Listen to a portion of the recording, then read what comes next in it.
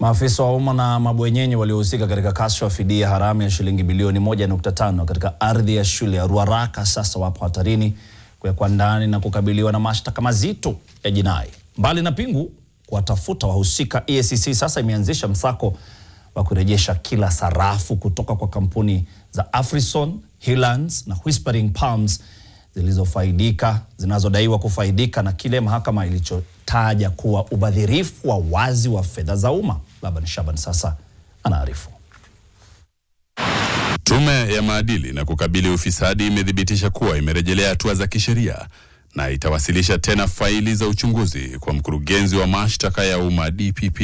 Hii inalenga kuwafungulia mashtaka wale wote watakaopatikana na hatia. Faili hizo zinazofafanua hatua ya jinai ya maafisa walioshughulika na kuwezesha malipo hayo yenye sifa zote za uporaji wa mchana kweupe ilitumwa kwa DPP kwa mara ya kwanza mnamo Februari tarehe 11 mwaka 2025.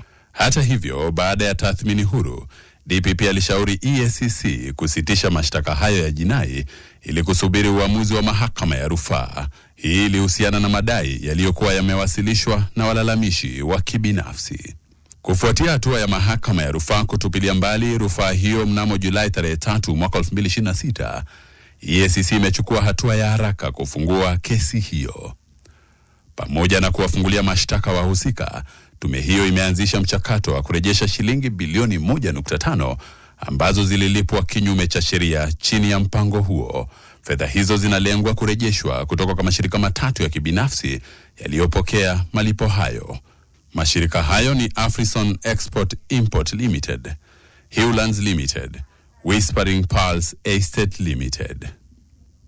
Uamuzi huo wa kihistoria wa mahakama ya rufaa umeunga mkono uamuzi wa awali wa mahakama ya mazingira na ardhi ambayo ilitangaza kuwa fidia hiyo kubwa ilikuwa haramu na batili.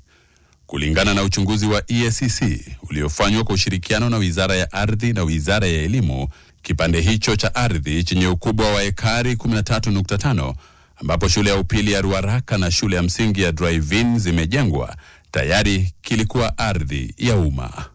Ardhi hiyo ilikuwa imekabidhiwa kwa serikali bila malipo yoyote kama sharti la lazima wakati wa uidhinishaji wa mgao wa hapo awali wa ardhi hiyo. Kwa kuwa ardhi hiyo ilikuwa imekoma kuwa mali ya kibinafsi, mahakama ya rufaa iliamua kwamba Tume ya Kitaifa ya Ardhi NLC haikuwa na msingi wowote wa kisheria kutoa ardhi hiyo kwa nguvu, na hivyo kufanya malipo hayo ya shilingi bilioni 1.5 kuwa mchakato wa wazi uliosababisha kupotea kwa fedha za umma. Sasa EACC imeielekeza Wizara ya Elimu na Tume ya Kitaifa ya Ardhi kuchukua hatua za haraka kushughulikia na kutoa hati miliki rasmi za shule hizo ili kulinda ardhi hiyo dhidi ya unyakuzi siku zijazo. Siri ya udanganyifu huu inatajwa kurudi nyuma zaidi ya miongo 4 iliyopita tangu mwaka 1984. Hapa ndipo kampuni hizo zilipopewa idhini ya kugawanya ardhi hiyo kwa sharti la kusalimisha eneo la shule kwa serikali bila malipo yoyote. Baada ya kunufaika na mpango huo na kukaa kimya kwa zaidi ya miaka 30, shule hizo zilipokuwa zinaendelea kuhudumu, mabwenyenye hao waligeuka ghafla mwaka 2015 na kudai fidia hiyo. Ni tukio fiche la miongo kadhaa ambalo sasa limefichuliwa na mahakama ya rufaa, na sasa pingu zipo wazi kuwafunga wahusika. Laban Shaban, NTV.